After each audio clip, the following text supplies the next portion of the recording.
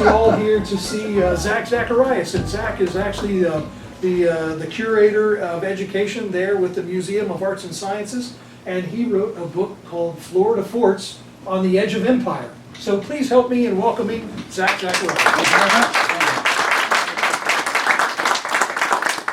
Thanks very much. Yes, so I am the Senior Curator of Education and History at the Museum of Arts and Sciences in Daytona Beach, near one of the great restaurants called Krispy Kreme, if you don't know where it is. The premier restaurants in all of the area. I rarely ever go there though, thank goodness. But hey, so we're gonna have a lot of fun today. We're gonna be talking about Florida forts, and I wrote a book, and it's really a social history of these forts that you can go and see. It's really a travel book, but a little more in-depth history than you would get in a normal travel book. And I'll be doing a book signing afterwards if you're interested in purchasing it. If you like the way I speak, you'll like the book because I write like I speak. So it took about 5 years to do the book. I also passed out a flyer called History Con. So I think before the pandemic, my wife went to the Comic-Con. She was a volunteer at the Comic-Con. And I said, well, why can't we, people who love history, have our own con? So I came up with the idea of Florida History Con, and now we're doing our first one in the summertime. I usually do it in January, but there's been such a demand that we're going to try to do it twice a year, one in January and one in July. And that's coming up. You don't need to go to every lecture if you don't want. We'd love to have you go to every single lecture if you like. We got a great lineup. We'll have food trucks there. You can pick and choose the lectures that you want to go and see. And I've seen almost all of these folks, and they're all fantastic. They got great topics as well.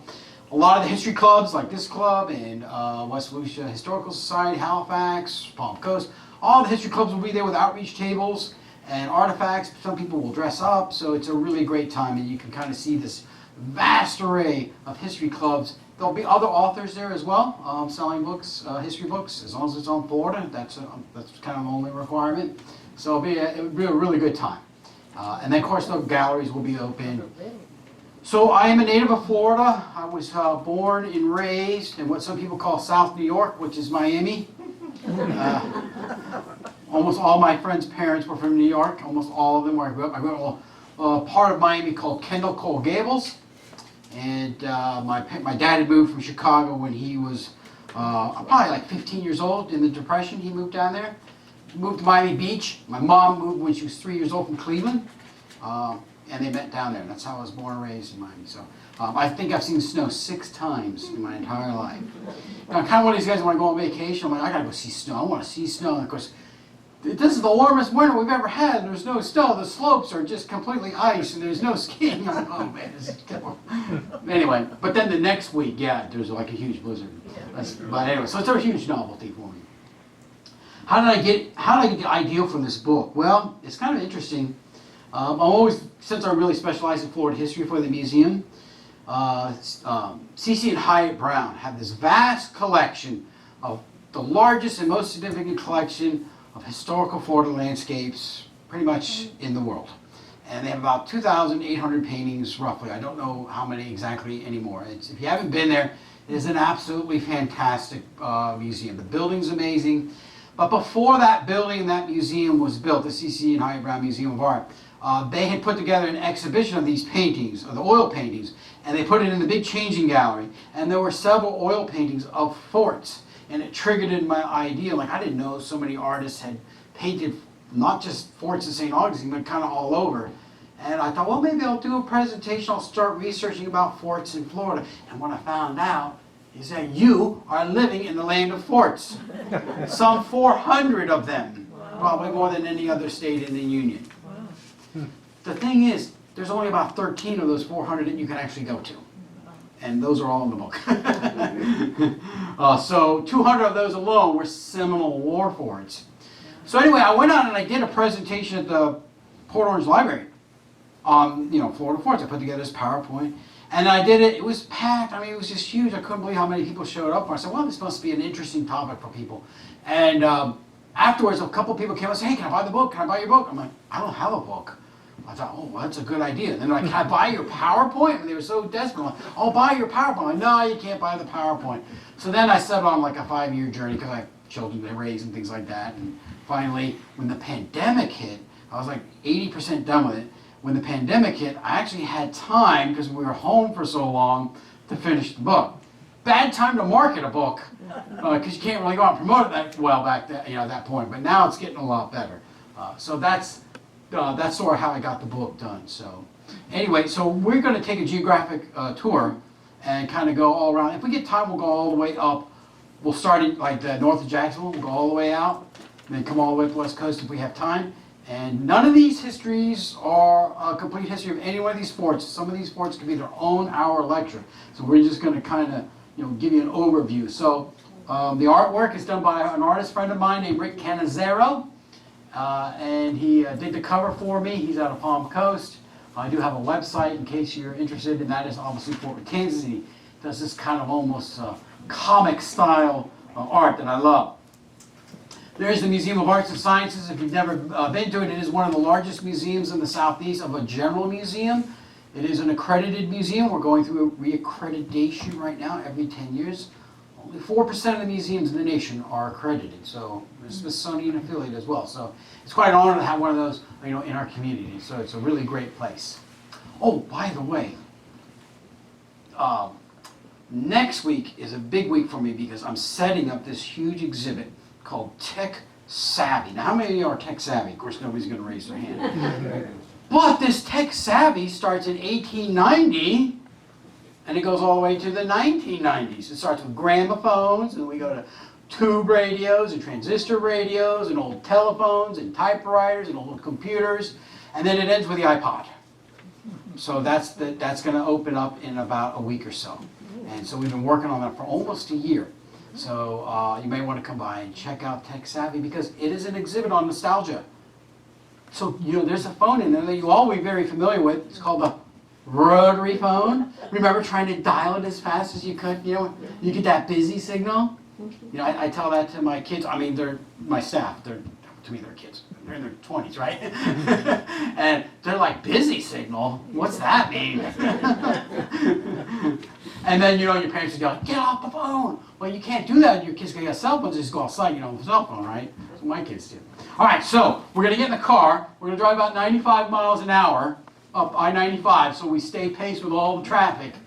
And we'll weave in and out of traffic, and we'll go to a place called Amelia Island and Fort Clinch. How many of you have been to Fort Clinch? Great. It's a great day trip. So a lot of these forts, at least in our area, are great day trips. It's a Civil War fortification. It's the best preserved Civil War fort in the nation because there was never a shot fired. So it's very close to the town, the Victorian fishing village of Fernandina, which is an amazing place. Incredible amounts of history. This is basically located on the Cumberland Sound.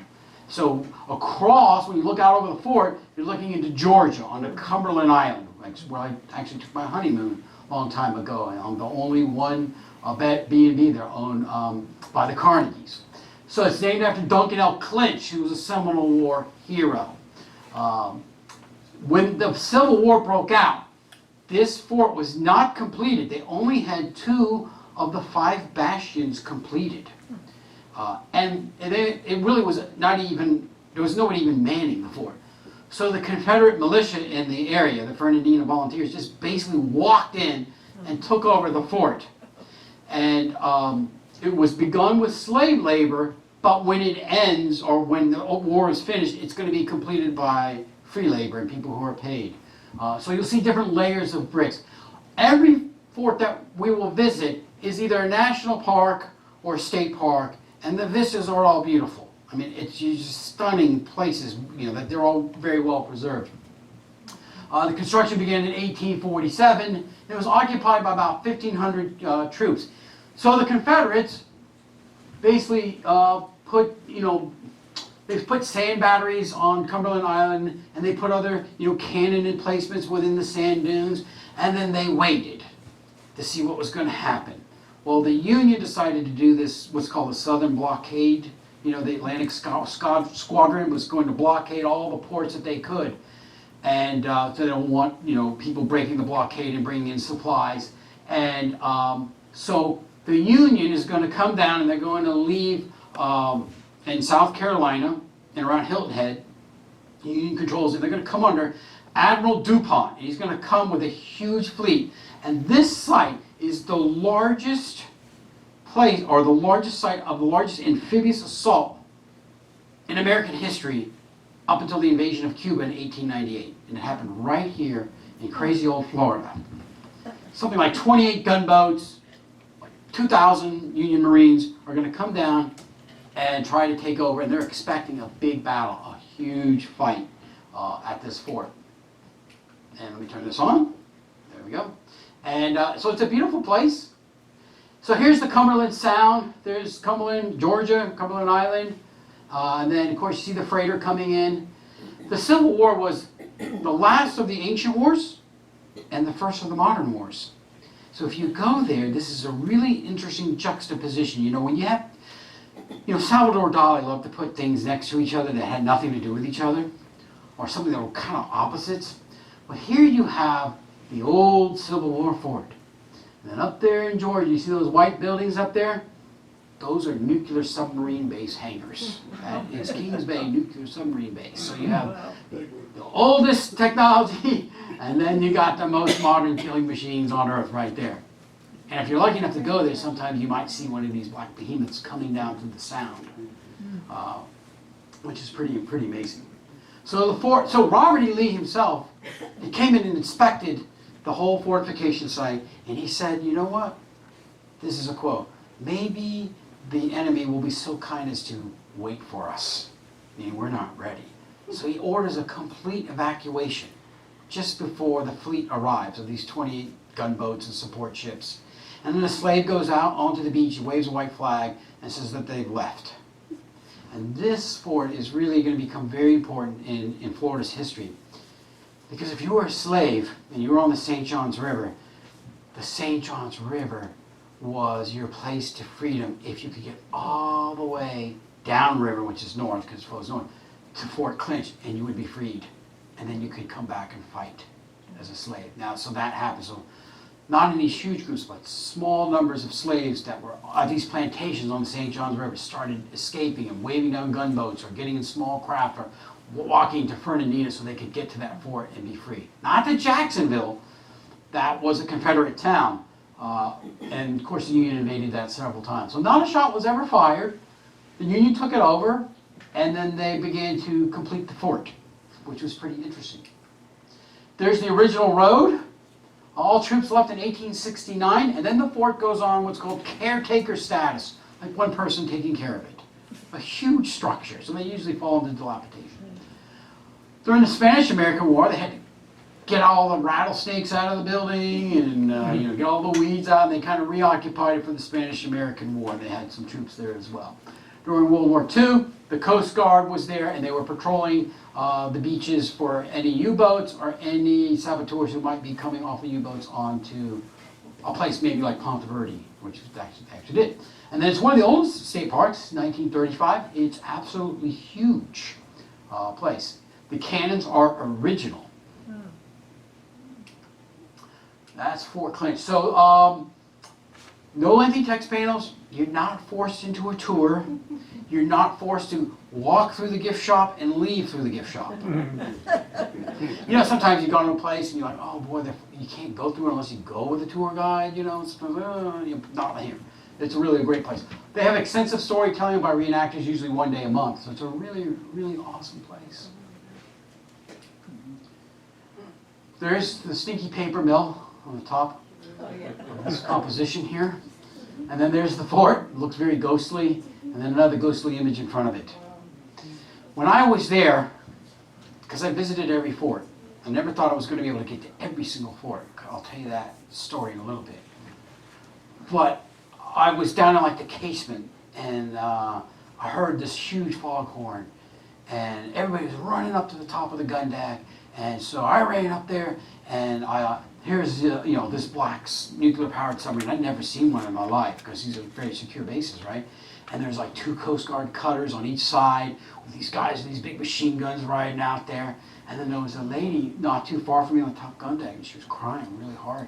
And I went over and said, "Ma'am, are you okay?" She goes, "I'm okay. My husband is on his last tour of duty on that submarine, and I came to see him out." She hadn't gone to see him leave port in a long time. That was his last one. So, thank you for your service, whoever that gentleman was.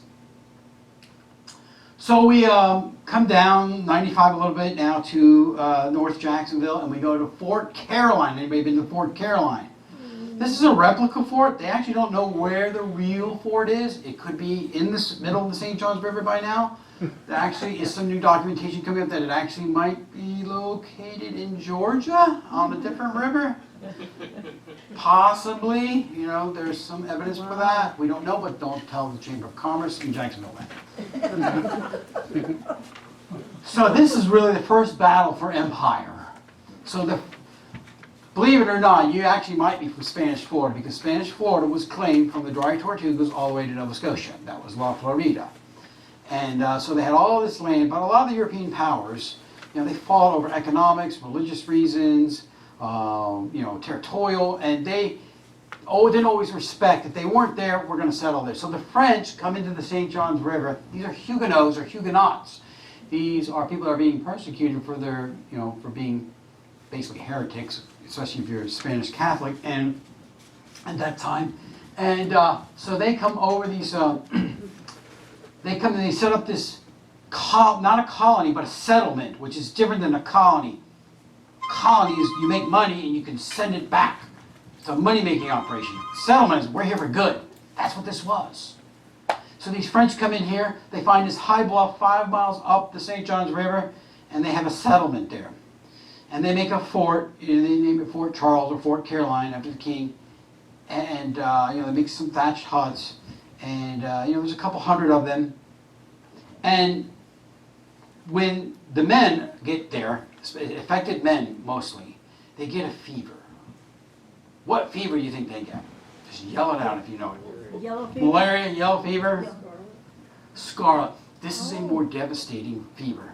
It's called gold fever.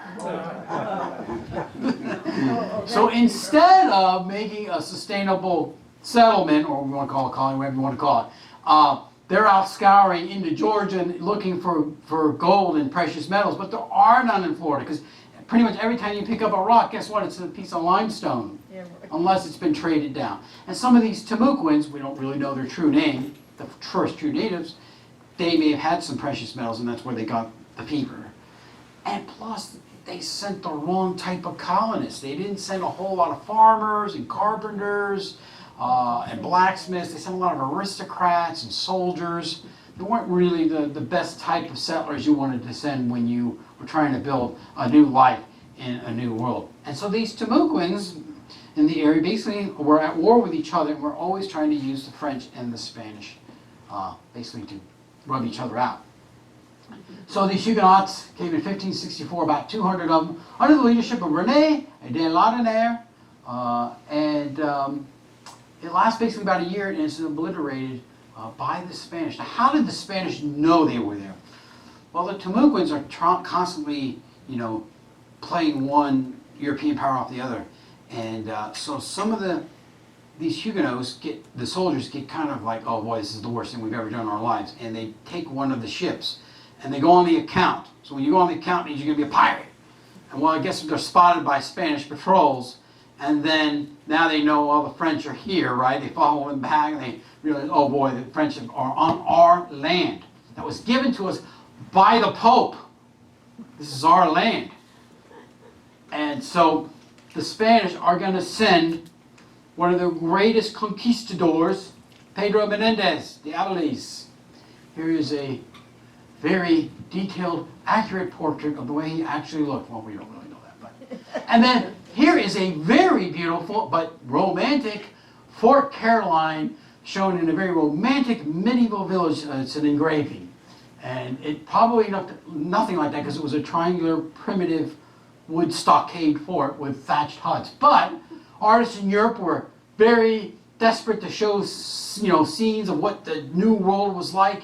And so they made it very romantic of that time period, making it this kind of very beautiful, romantic medieval village on the St. Johns River bluff, which, of course, was a very primitive place. So Menendez comes, half his ships are wiped out, and he finds the Timucuans, tell him where it is. These Timucuans that are further south near St. Augustine. They tell, oh yeah, we know where it is. And they lead him up there, and just a small skirmish, and then Menendez, he retreats back about 35 miles further south and sets up camp in this harbor, which today we call St. Augustine. There were lots of conquistadors before him that failed, but he succeeded. Well, the French decided, they all of a sudden recently got reinforcements. And they decided, under Jean Ribault, he comes with new reinforcements. He takes over the settlement, and they decide, well, let's go and attack Menendez. We got more ships, we got more men than he does, and let's sail down to where he is, because they tell him, there's another group of Timucua saying, we know where they're at. And they sail down there. But guess what happens? A tempest in August comes up and wipes out all these French ships, and they're scattered all up and down our beaches, basically, from Melbourne Beach and probably maybe Daytona, all the way down to Canaveral. And the ships are pushed ashore. Most of the sailors, French sailors, survive. And then Menendez said, because he was a zealot, see, only the King of Kings could have done this. And he comes here not to kill Frenchmen, I come here to kill heretics. And that was him. So they also have one of the first artists that ever came to the New World that we know. This is Jacques Lemoyne. And he was at this fort. And Menendez now knows that these Frenchmen are shipwrecked. And he decides to counterattack himself. And he leads a couple hundred men on land during this tempest all the way up to Fort Caroline to attack at dawn. And they take over Fort Caroline. They rename it San Mateo. They kill almost all the men that they can find. And they capture 50 women and children. They're taken back to the Almoral Castle, never seen again. But the leader, René de Laudonnière, and Jacques Lemoyne, who was doing all this artwork and documenting the flora and the fauna and these true natives that were there, they escape. And they get on one of the ships. And they said they could literally hear the Spanish soldiers chasing them, their footsteps. But they made it to the ships, and they went back. Now, Lemoyne didn't have any of his drawings. You know, he just dropped everything and you left, right, when you get sieged. So he goes back to Europe, right? He goes back to France, and he tries to remake all this artwork of this, northeast Florida. He dies. His wife sells the artwork to a man named DeVry, and then he takes it and makes these, engravings, but he really changes them drastically to fit European tastes and to make money. And so here you have like a giant super croc that's being, with Timucuans ramming a giant, piece of wood down its mouth. So he really kind of made these fantasy pieces based on these drawings of Jacques Lemoyne, so they're not completely authentic. But it's the best we have for that time period. We go down we'll pick up that story a little bit later. We go down to, everybody's been to Castile, right? Yeah. When you go to this fort, by the way, you're looking at the 10th fort. That's not the first fort. Oh. All the other forts were wood. Wood burns, it's easily defeated by pirates, they get termite, they rot, bad. How do we get this fort? The 9th fort, by the way, is across the street where the Pirate Museum is today. That's what archaeologists have identified. When the town was, this is a military town. It was never sustainable. It was to protect the shipping, the treasure fleets coming up the coast under the Gulf Stream. And kind of when those ships got to where we are here on Turtle Mound, they started to veer off to go back to Spain. This was the result of another pirate attack. There were lots of pirates. Sir Francis Drake destroyed St. Augustine, stole everything he could steal. The Spanish called him the worst pirate that ever lived. He was a dragon. But then he got knighted by the Queen, so. This is the oldest masonry structure in North America. Oh. It's a star fort. The Bastion system here. So Robert Searles, who's this English pirate, is off the coast of Havana, and he captures the flour ship that's bringing flour to St. Augustine, because St. Augustine could not survive without outside help. And we're talking a town of like 1,500 people. So Robert Searles, this pirate, he goes, sometimes his alias is John Davis. He's got like 2 or 3 ships. So he captures the flower ship and makes all the crew act as if nothing is wrong, and he's got a bunch of pirates down below. We'll kill you if you give up our secret. So they come to the entrance of the harbor. Everybody's saying, "Oh, yeah, woo, flour, food, no famine." They send out the harbor pilot. It's a dangerous inlet, one of the most dangerous on the east coast of the United States, practically. Shifting sandbars, there's no charts. These ships are unruly, they're hard to control. But they send out the harbor pilot. They capture him. And they make him give 2 shots at the all clears. But they don't come in. So people probably, at the town, probably think, well, they're just waiting for the tides to be right and the winds to be right. Well, at midnight, guess what? The pirates attack. And they go on smaller ships and they rampage through the town. And there's a battle with the wooden fort there at the time. And the pirates basically win. They take a bunch of people hostage. They steal things like sails and ropes and food and provisions and tools. That's usually what they steal. There's no treasure. Pirates didn't have really treasure. And so that was the instance for why they ended up building the stone fort. So the Queen finally gave the funds, and it was built with slave labor, to build this fort. And it took a long time to build it. But once this fort was built, it was never successfully the town was never taken again. It served its purpose. In the archaeological record, which never lies, the archaeological record is a very true, accurate history. When they had wooden forts, the forts moved away from the town. The houses, the buildings moved away from the wooden fort. Because when the pirates attacked back then, they would go and live with the Timucuan Indians in the woods. You don't want to go into the fort.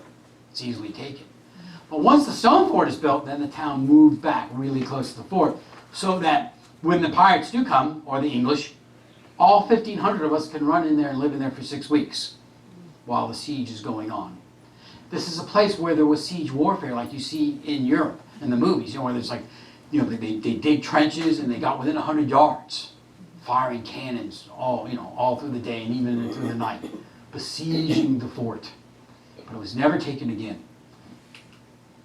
Built of coquina, it took 23 years, completed in 1695. So this was Drake raided in 1583, and then the governor came in 1702 of Charlestown. It's sort of like the South Carolina governor today came down and attacked us for whatever reason, right? Funny to think, a governor would do that, right? This governor put up his own money and resources to have this, to take Spanish Florida and to come back with riches, but they couldn't take the fort because the cannonballs just bounce off the coquina. Even though you're 100 yards with siege warfare, with these cannons, the cannonballs just hit and they can't do anything. So that's a big problem.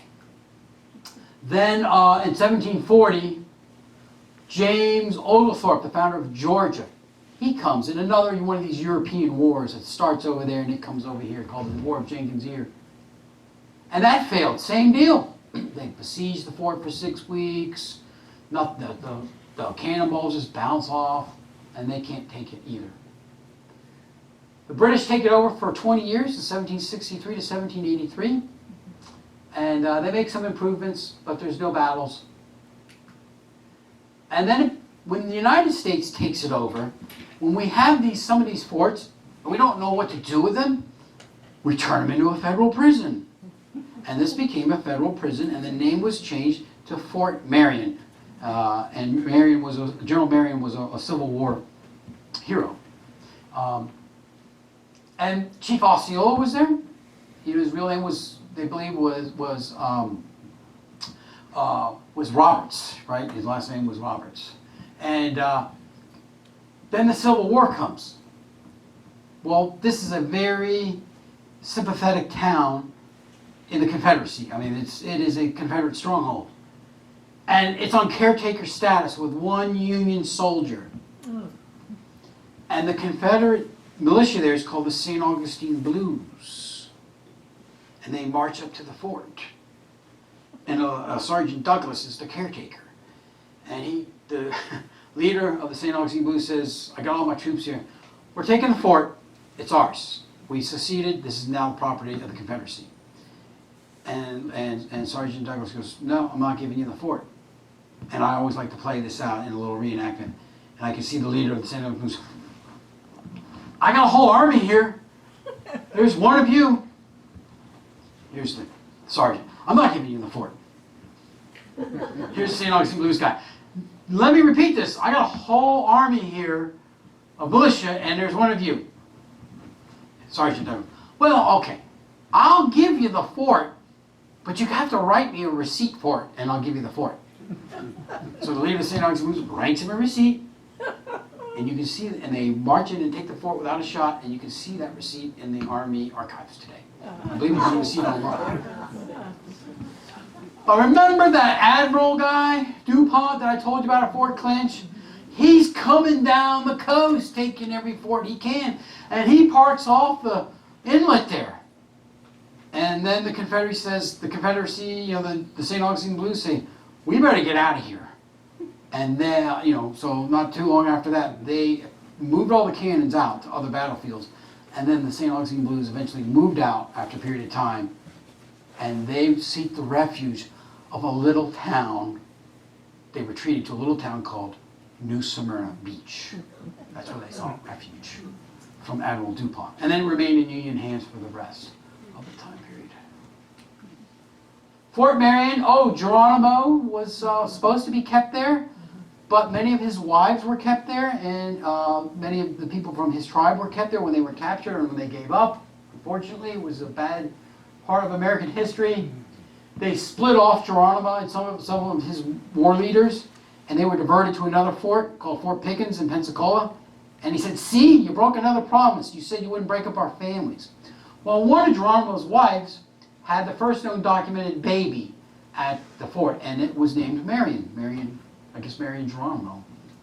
That was the name of the baby. 1900 it was taken off active duty, but it was still a military base. 1942 it was renamed 1966 National Historic Landmark.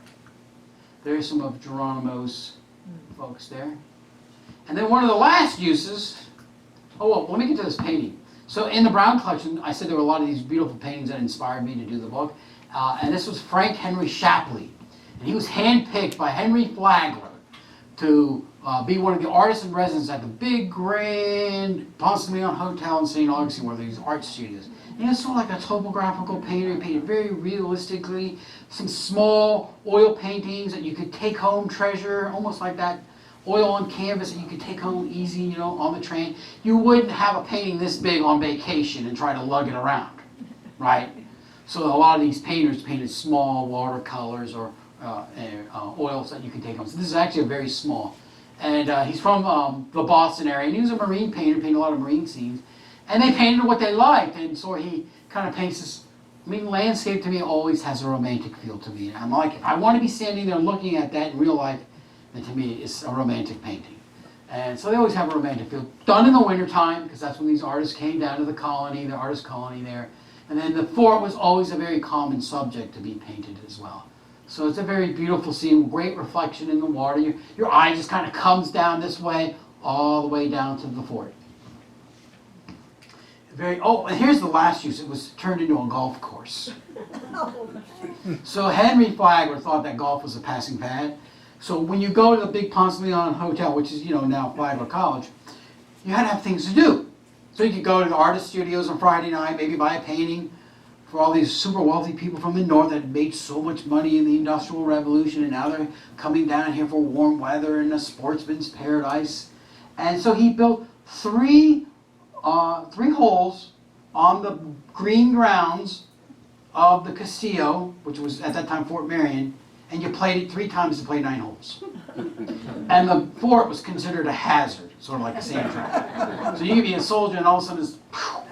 I think about the clubs back then. I'm sure people sliced the ball like crazy.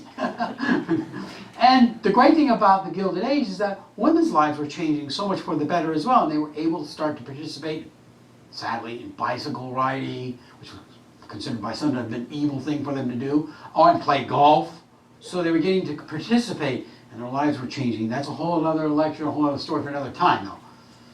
Very interesting. Now we go down a little further, we go to Fort Matanzas. How many been to Fort Matanzas? You can only get there by boat. It's on a really cool island and you'll love the name. It's called Rattlesnake Island. But there's apparently no rattlesnakes on there, according to the rangers.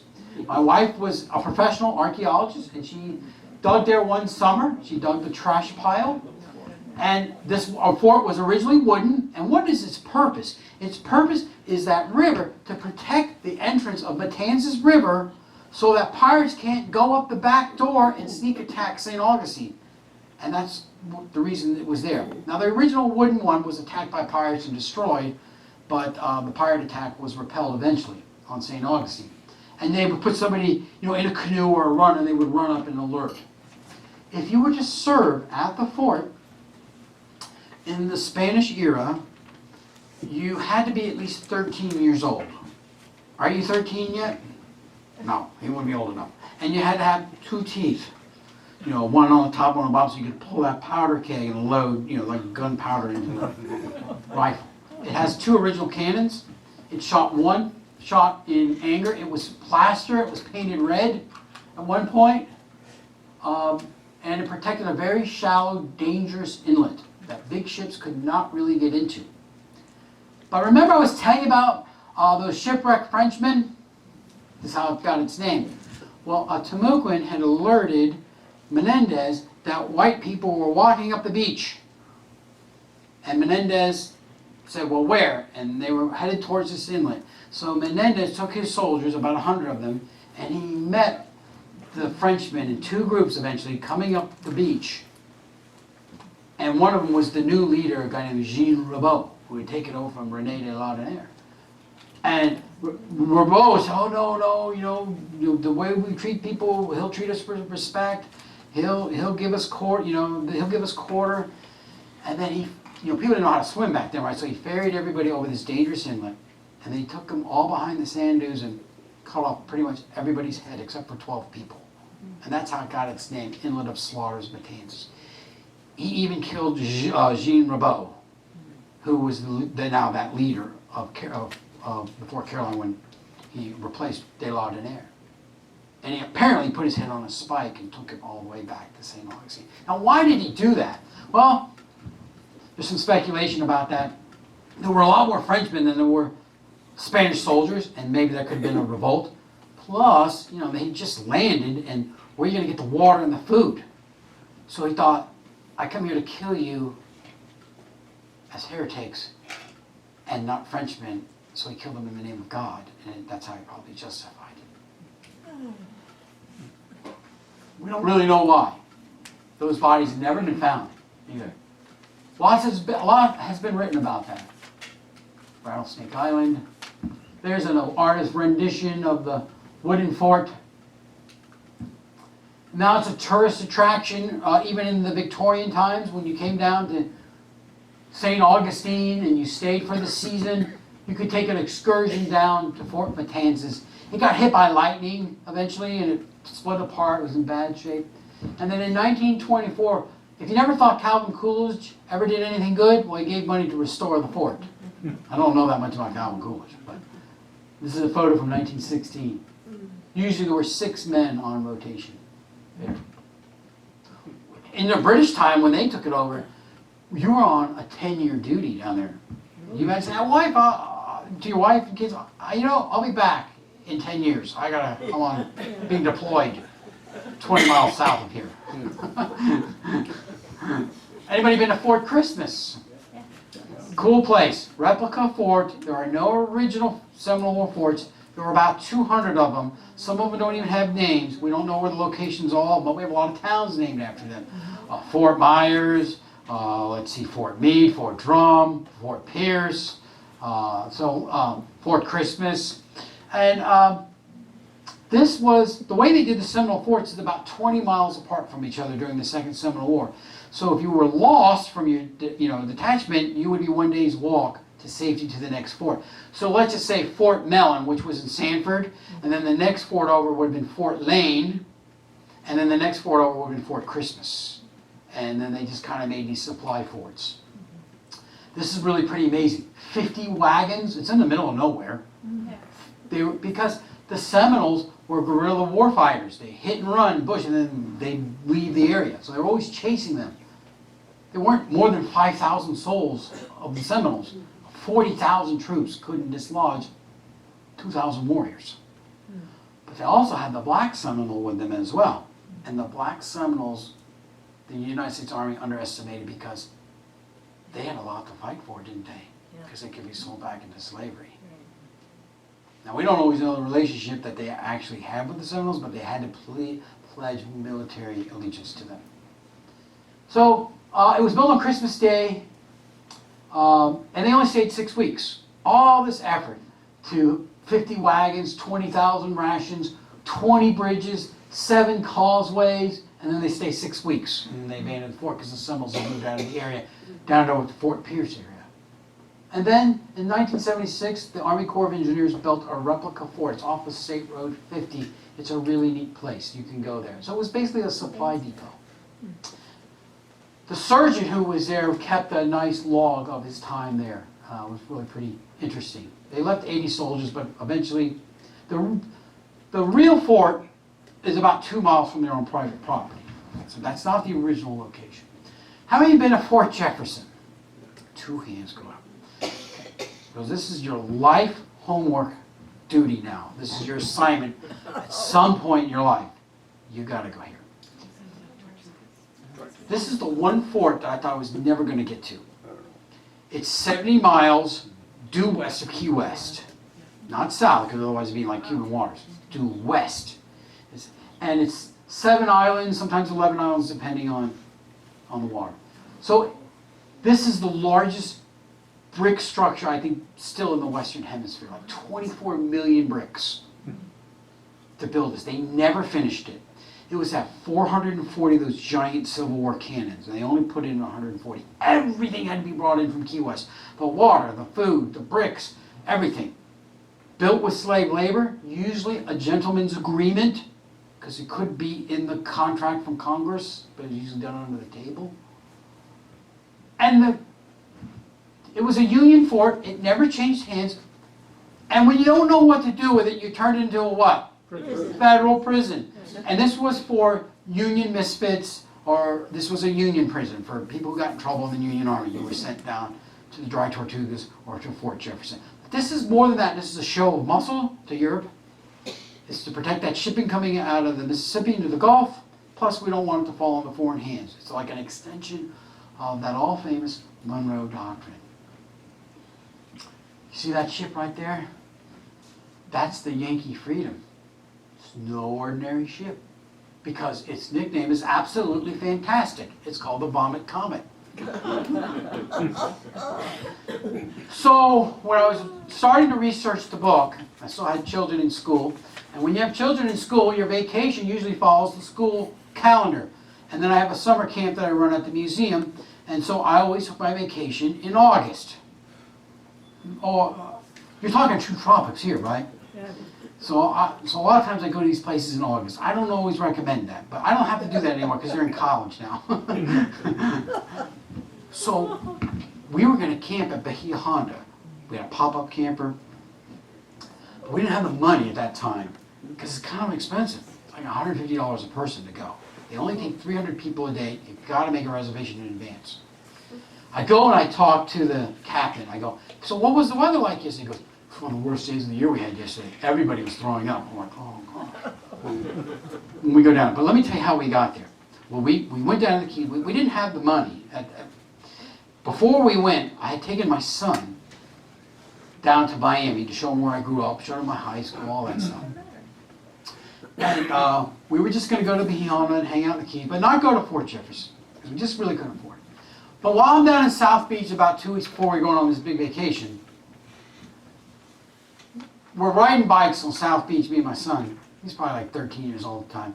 Got the flip phone. My wife, oh, it's my wife, Allison. I said, hey, Allison, how you doing? She goes, hey, I got some good news for you. I go, what? We're going to the Dry Tortugas to Fort Jefferson. I'm like, no, we don't have the money for that. It's really expensive.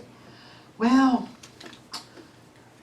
I was in Lake Helen, and I went to this garage sale, and I went to the convenience store there.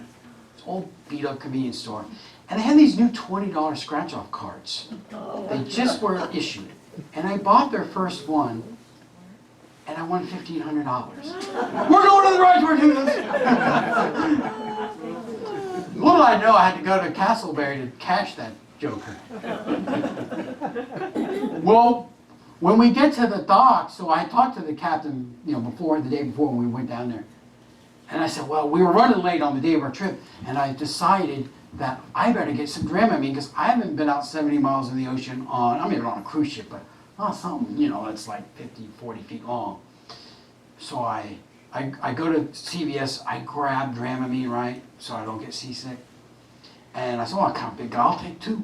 And I look at the box, it says extra drowsy version. Oh. And I'm sitting down there in the cabin on the, I'm like this, to got my head down there like this the whole time, on one of the tables, like I couldn't lift my head. People probably thought I was drunk or something like that, And then this huge, massive brick structure, I took this picture, rises up out of the sea out of nowhere. It's on a 13-acre island. And it just gets bigger and bigger and bigger. Some 200 documented shipwrecks there. It was a dangerous place. The lighthouse predates the fortification. Largest coastal fort. Now, let me back up here for a second. Why do we have these brick Civil War forts that go all the way around the coastline? You have to go back to the War of 1812, to Baltimore, to an important fort that was an all-masonry structure called Fort Mchenry. And forts before they were wood, or they were wooden and earthen, or they might be all earthen, but they weren't very good.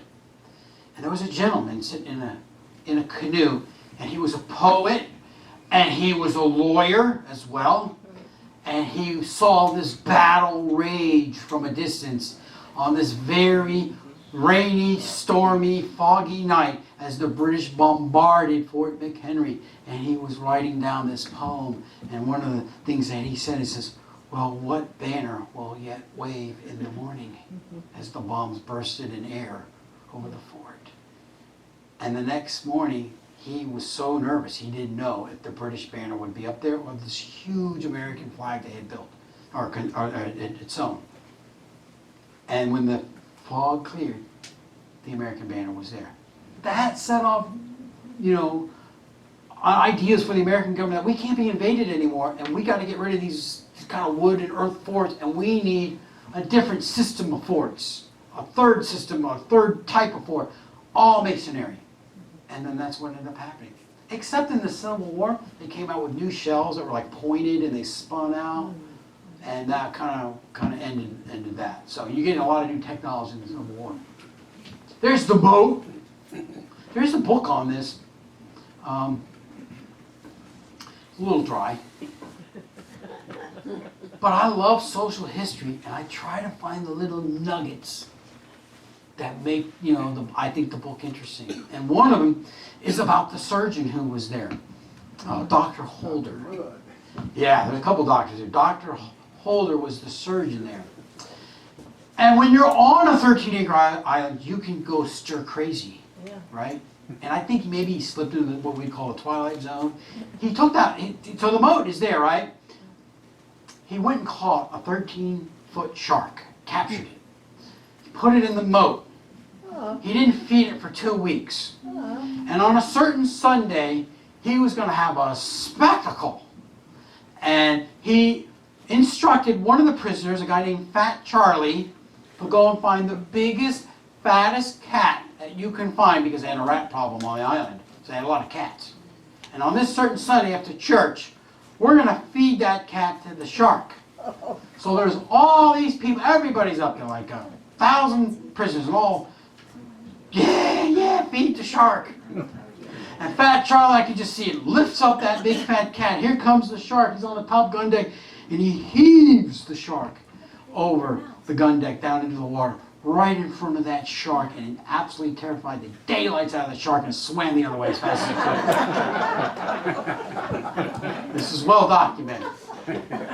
Everybody started booing and hissing. Did the cat get away? They said the cat literally climbed up the other side and shook its fur, all the water off its fur, and he used one of its 9 lives that day, I guess. It is the second least visited national park. I think the first one is in Alaska. You probably have to scale a dangerous ice wall to get to it, I presume. So really pretty interesting place. Never finished. The other important person who was there was Dr. Samuel Mudd, one of the conspirators of Lincoln's assassination, who's never really proven. When we were there, now I didn't realize this, but Dr. Samuel Mudd had something like 12 kids. And there's like 200 descendants today. And when we went the week before, all the descendants have a reunion there at the fort. So we missed that reunion. That would be, oh, that's the Mudd people. Sounds kind of weird to say that. And so he tried to escape at one point as a stowaway in one of the schooners, and then they put him in a ball and chain. Now they will take you to his cell. You'll be able to go and see the cell if you ever go down there.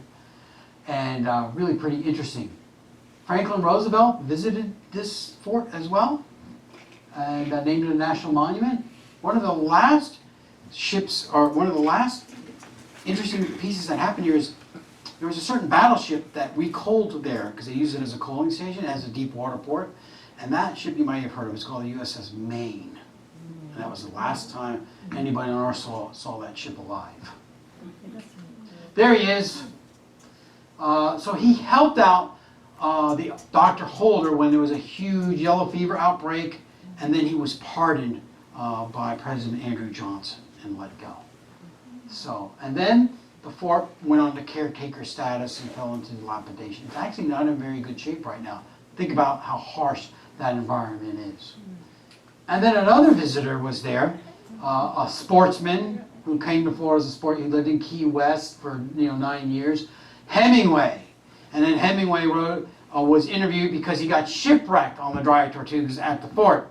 And they're like, how did you survive? There's no fresh water on the island. He goes, well, I survived on booze and fish. That's what he said. There's a great painting in the C.C. and Hyatt Brown Museum, a watercolor by Waldo Pierce, who was one of his great friends. They were very kind of similar guys. He went to Harvard. They met in World War II in the ambulance service in France. And Waldo did these kind of theatrical type paintings. They were lots of things going on. And Hemingway didn't like sharks. They didn't go shark fishing, but they shot sharks. And this is a very theatrical. It's like a blunderbuss, I mean, Hemingway looks like Popeye, But that's Hemingway right there. This beautiful watercolor. Really interesting piece. Waldo Pierce was an interesting artist. This one's in my book. This is Emile Groupé, also in the C.C. and Hyatt Brown Museum. It's in the new Key West exhibit that just went up.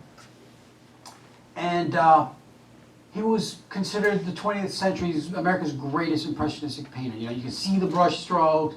You can create this action in the with wind, like the wind is actually blowing. He captures the cabin cruiser here, and he captures just this kind of mundane slice of the fort, but it makes it so interesting and beautiful. Very vivid colors, and it's one of my favorite paintings in the whole place. Of course, really hard to choose a favorite painting. When you walk in there, everybody's always, what's your favorite one of them? All of them? How many been to Fort Dade? Fort Dade, you can only get there by the state park ferry. And it's at the mouth of Tampa Bay, near the Skyline Bridge. And it's now more of a modern day fort, 1898 Spanish-American War. And we now have a concrete fort, basically, or a cement fort, right? And now it has these new weapons that rise up, fire these huge cannons, disappearing cannons, they come back down. Because now these European powers have these ships, that we can hurl these projectiles now 8-10 miles. So George C. Endicott, in this late Gilded Age stage in like the 1890s, said, we gotta upgrade, our coastal defenses. And so they gave $123 million, and this fort was constructed as a result of the Spanish-American War. Never saw a shot fired or anything like that. And it is very ghostly. If you go there, which I highly recommend, it's worth a weekend to go there. It's absolutely amazing and beautiful. It's also like a national preserve park. But if you go there, you gotta bring everything you need. Water, food, there's no concessions there. But it is amazing. And you can climb over all these mysterious ruins. And there's a ghost town that you can walk through. So the whole military city is right there. And they got wiped out in a hurricane in 1926 and they never reoccupied it. And you can see the foundation ruins of a lot. There's the main street there. I took that photo. Here's the disappearing cannons. There's the military city. I mean, it had tennis courts. It had a movie theater, an opera house. I mean, these men were, like 300 personnel were on this, at this fortification called Fort Dade. And you can go see it as the state park today. But you got to go to St. Petersburg to catch the state park ferry over. And of course, it's weather dependent. There's Main Street down the ghost town of the old military city that was there. I took that photo there. Yeah, I mean, it's hard to put in words how cool it is. Looks like something out of a movie. Just two more. Did you know there's a sister fort to the Castillo in St. Augustine? No. There's a sister fort. It's called the Fort San Marcos the Castillo, Fort San Marcos de Apalache. And it's about 19 miles due south of Tallahassee at the confluence of the Wacalla and St. Mark's River.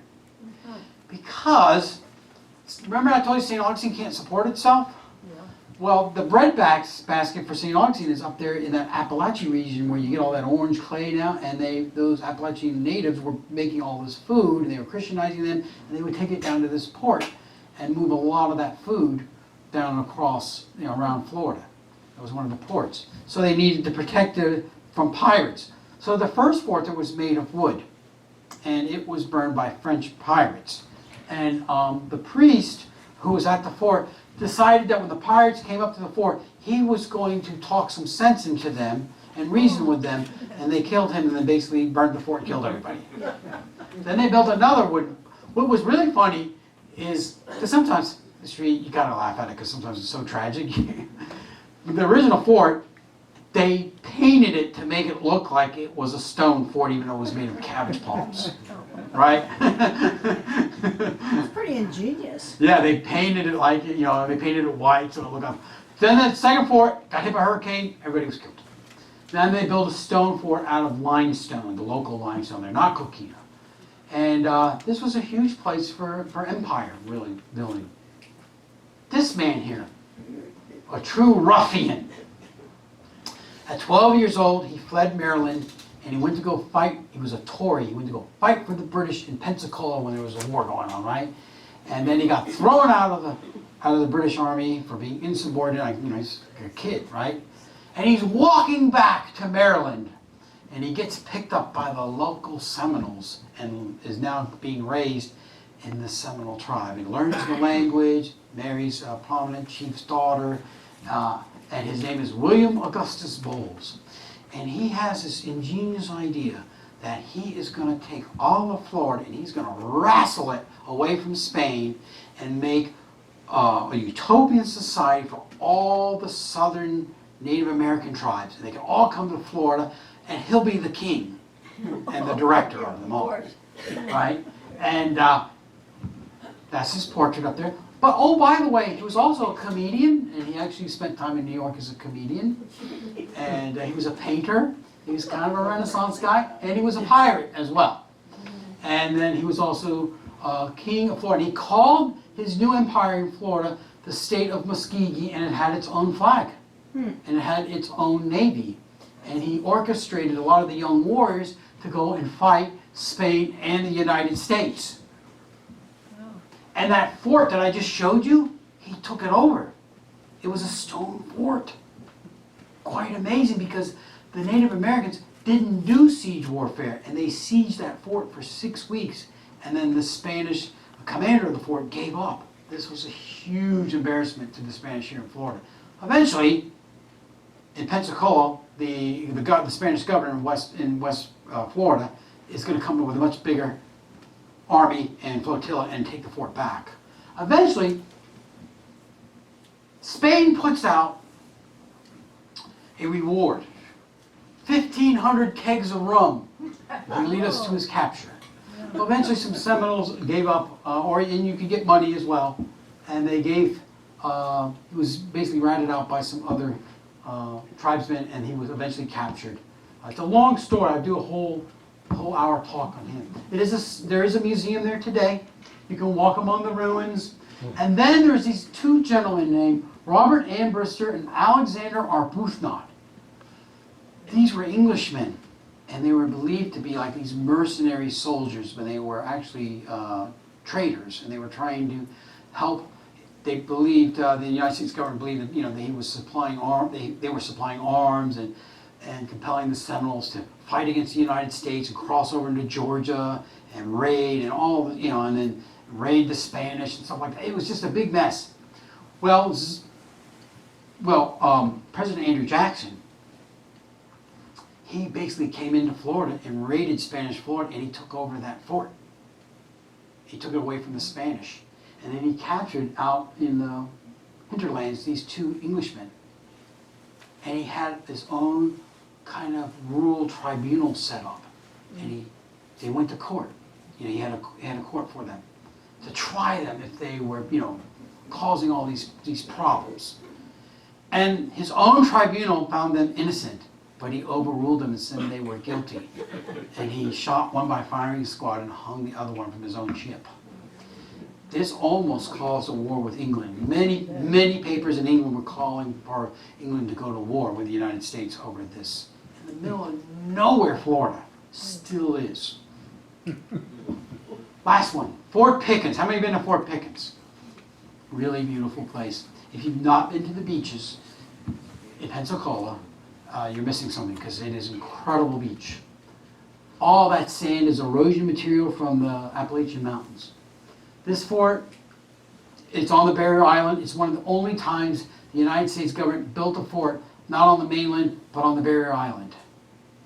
And I'm amazed at how many people, or how many places say the Civil War started in their town.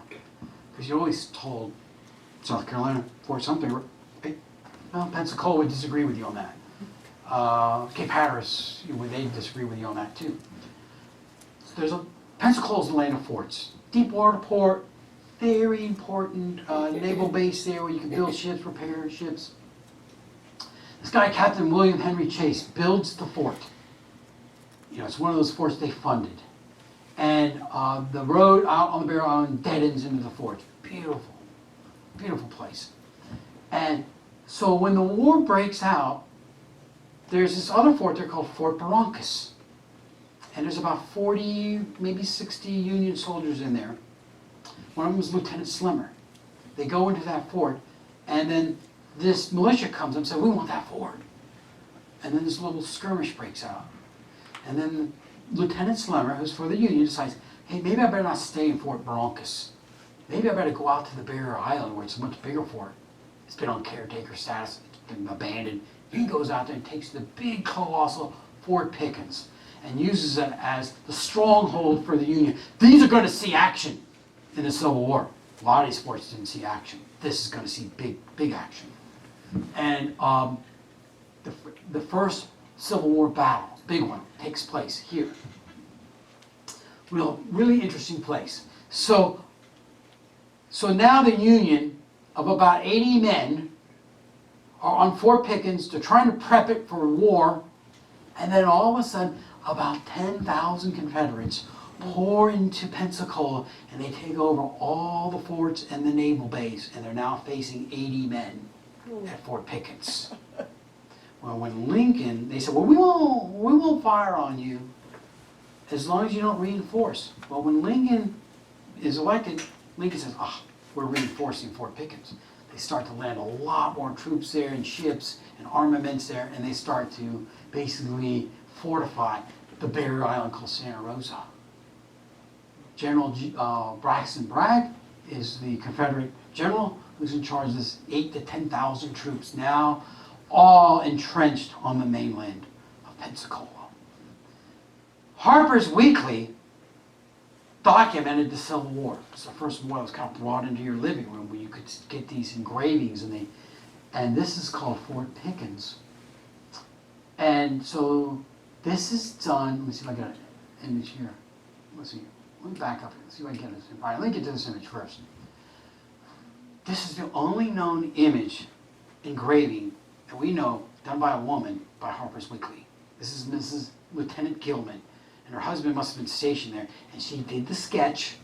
It was sent back by a reliable source to New York, where a team of engravers worked on it, and then they put it into the newspaper. It's the only one known. You can see this, I blew it up really big, it's very small. But you can see the clouds of war, but the sun is shining on the American fort. And in the dark area, here's Fort Barrancas or Fort McCray, where the Confederates are, and the seas of war. There's trouble. And of course, the American flag. And when you, this is a little image, but when you blow it up, you can see this incredible detail in these engravings. And it's I do a whole talk on that. So here's where the trouble comes. The Union decides that they're going to put together this regiment of militiamen from New York. They would round up all the drunks and homeless people, just pickpockets, all they could find, and we're going to give them discipline and put them into the militia, the Union militia. And they were called Wilsons. They were led by Wilson Zouaves is what they were called. And they were brought down to Santa Rosa. Well, now Fort Pickens has been reinforced. And now Colonel Brown is in charge. But Colonel Brown's, I'm not having those guys, those vagabonds, mix with my professional soldiers. They need to camp outside the fort. They're not allowed in the fort where my professional soldiers are.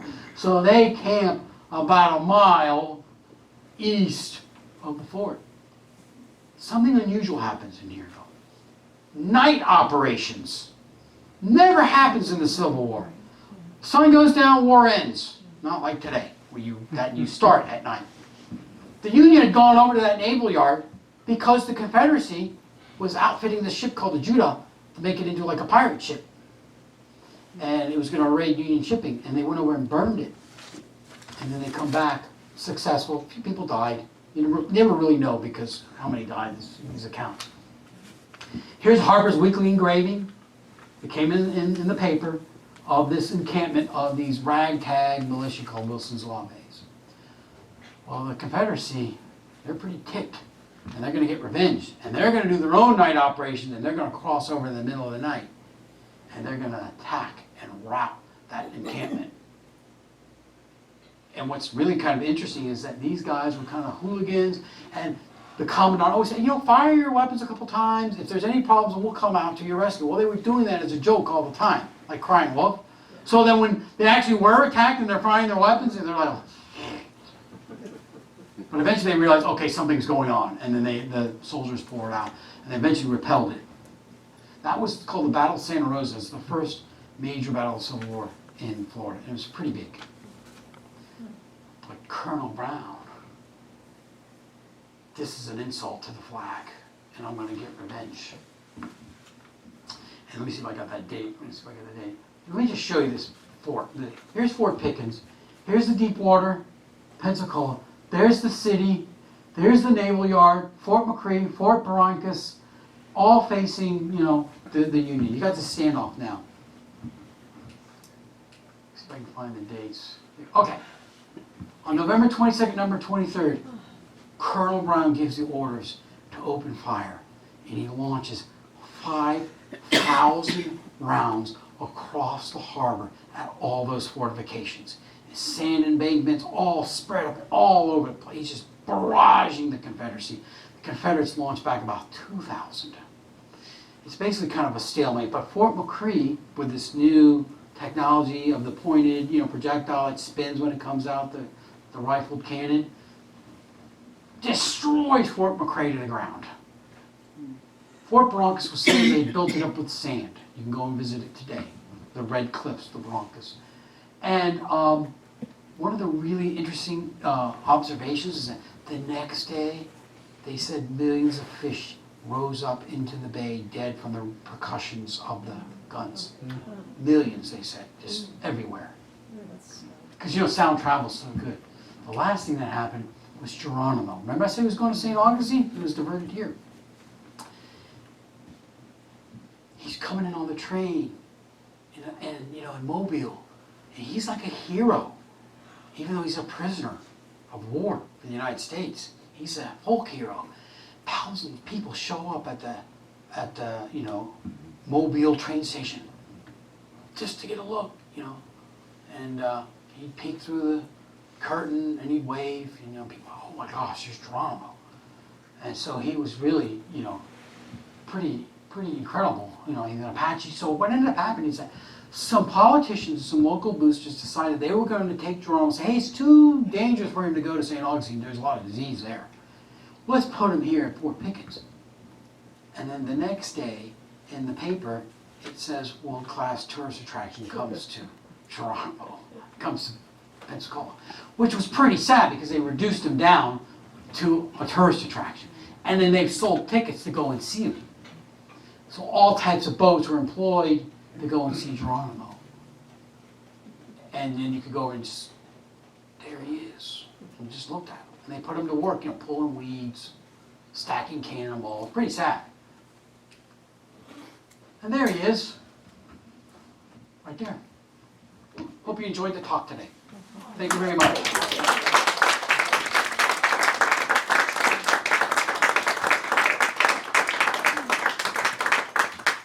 Anybody have any questions? Yeah, And I do have a book if you want to buy the book. There's a lot more forts in it than what we talked about as well.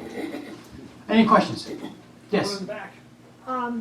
Most people don't know that the Seminoles have a very large tribe. Paul, you used the term Black Seminoles. Could you just kind of give a little, because I don't know if everybody knows who they So are. the Black Seminoles, that's a good point. The Yeah, Black and Seminoles they also- were they runaway. took So down the first Underground Railroad ran from the southern states into Florida because the Spanish allowed them to come in, and the Seminoles were here. The Seminoles moved into the underbelly of Florida when all the true natives like the Timucuans and the Appalachians died off and went extinct.